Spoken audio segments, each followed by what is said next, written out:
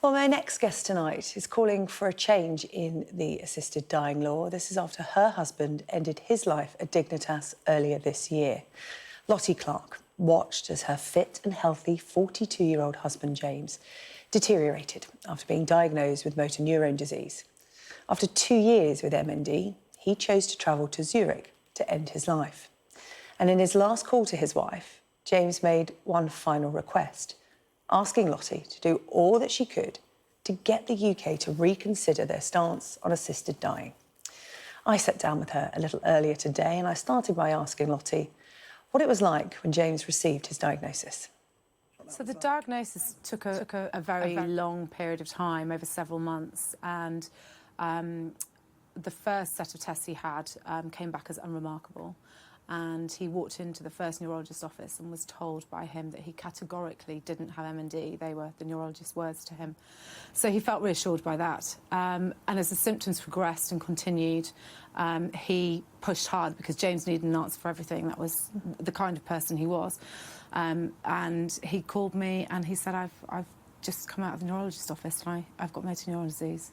And I said, what do you mean? You can't have, no one gets motor neuron disease. And he said, I've got it lots. And I said, OK, well, just get on a train home. It'll be fine. We'll talk about it. We'll sort it. We always sort things. It'll be OK. Sadly, it wasn't OK, but yeah. When did the subject of assisted dying come up between you and James? That day when he called me on the train home and he said, I need you to know that I'm not going to see this through to the end. I'll fight for you and I'll fight for our kids, but I can't see it through to the end. And I've approached Dignitas about going to Switzerland. Because he told you in the January of this year that he had a date. Yeah. He had booked an appointment at Dignitas. Yeah. And that was the plan. Yeah. So you had from January to April to work through that as a family and make as many memories as you could. What was it like to have a time frame, to have a date when you would no longer have your husband, have your children's father? So right from the off, we had ignored. There's very little hope for MND, so it's not like you can turn up for a hospital appointment and be given some drugs that may or may not help, or be given anything. So in the end, we just decided that we would actually not go to any of those hospital appointments. We did them virtually, and it got to the point where James said it's just ridiculous. They're just asking me to how high I can lift my arms, which I can't do. I can't even talk to them anymore. I can't, and it was really upsetting just going into these neurological departments, having to go through this. And at that point, this was probably a few months after his diagnosis, he had sat in his office and he'd written cards and letters to the kids up until, their 21st birthdays for their weddings. He'd set about his affairs, he'd voice banked his voice, and then he'd stepped back from the role, the job that he absolutely loved and was a huge part of the person he was. And at that point, I said, look, we can either sit around and wallow, or we can pick ourselves up and we can actually set about making some memories whilst you can, and we can jump on a plane, because we're lucky enough to be able to do that, and you can find another project. So he started fundraising, and he attacked that with, well, it's just incredible watching him do that, and that was his passion then. And in the end, he raised over £1 million for My Name's Doddy into research for motor neuron disease. And in that time, we travelled. The travelling became harder the weaker he became. So we lived this journey with him. His body declined, but it wasn't a shock to us. It wasn't like he left for work one morning and had an accident and came back changed. We changed with him. So by the time he'd booked that date in January, he decided over Christmas and hadn't told me. And at that point, I needed a few weeks to be able to understand what that meant and how the end really was there. And we were approaching that, and we, at that point, wanted to tell the children. And so we did, and our narrative to Matilda was very different. She's our little one, who was 7 at the time, to the other two, but we were very honest and open with the other two. It was nothing to be ashamed of. And I think they, if you ask them about it now, they're like, how brave. you know, he's amazing that he did that. For your husband to have to go to another country to end his own life without his loved ones around him, what was that like? Because that's a big issue for people. They want to end their own life, but they want to do it, not only in the way they're choosing, but surrounded by those they love. Yeah, yeah. I think for him, by the point that he was ready to leave, he was very, very frail. So I was then his sole carer.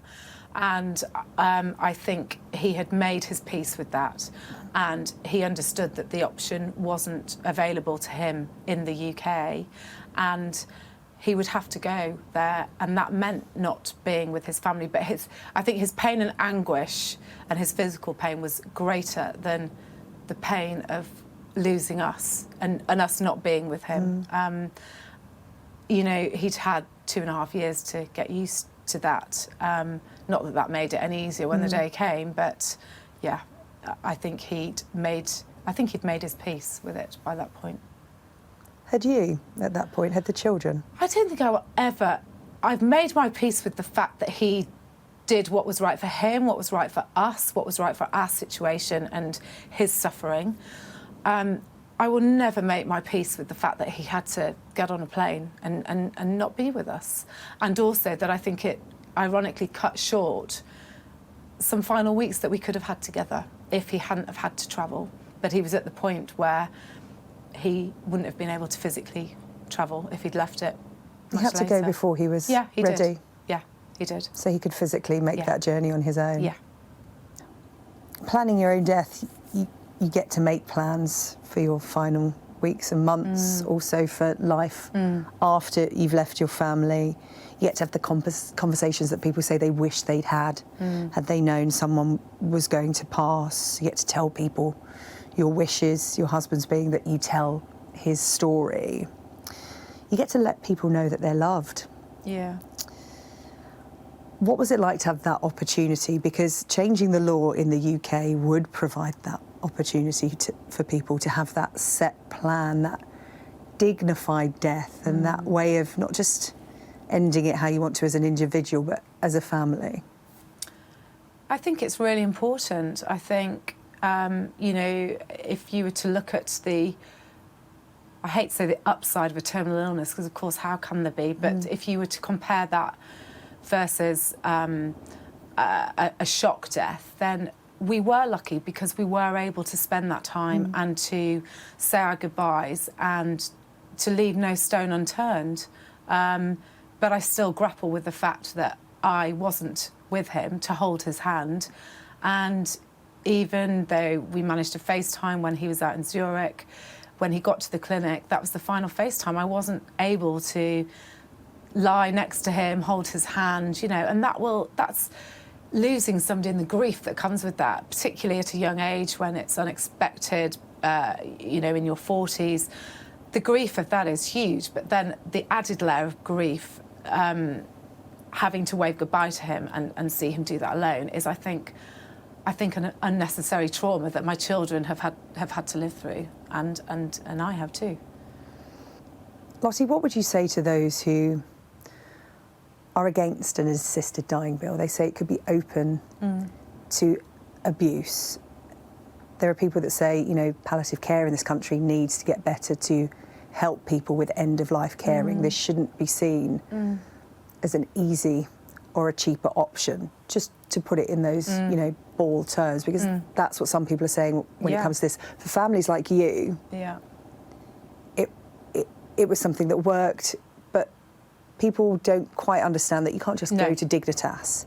It is a process. Yeah. There are checks. Is that what you would counter those arguments with? This isn't something that is by any means taken lightly by anyone involved. No. And I can only speak from personal experience, but I do understand. I understand their fears, but I think if we were the first country to enter into this, then yes, of course, there should be huge amounts of concern, but this has happened in other countries for many, many years, and it's happened successfully without, you know, without cause for alarm. And I think that, of course, the right safeguards need to be put in place, and that will be discussed, and it will, you know, those safeguards will be there and they will be implemented. I mean, James didn't just hop on a plane and go to Switzerland. It was, although I wasn't involved in the process, legally he wanted to keep me aside from all of the bureaucratic side of things. But there were psychiatric reports that had to be put in every 6 months. He had to see I think a notary public at one point. You know, it's not something that people say, yes, I've had enough, I want to go and do it. Those safeguarding procedures are there, and for the right reason. Lottie, how are you and your children remember James? I know that, as we've discussed, you had the opportunity to have conversations with him and talk about life as a family now and after he left you. Yeah. How do you all remember James now? How do you keep him alive within the family unit? I think the mind is a wonderful object, isn't it? He used to say to me, please don't remember me like this. Please don't remember, you know, just caring for me. And I'd think at the time, I can't ever imagine thinking, you know, remembering you any other way. And yet now, all of that has been blanked. And I remember him as the young, fun, fit dad, you know, throwing the kids up in the air, kicking a football, carrying bikes and scooters and dogs, and that's the way I remember him. And I think, you know, the children remember that too.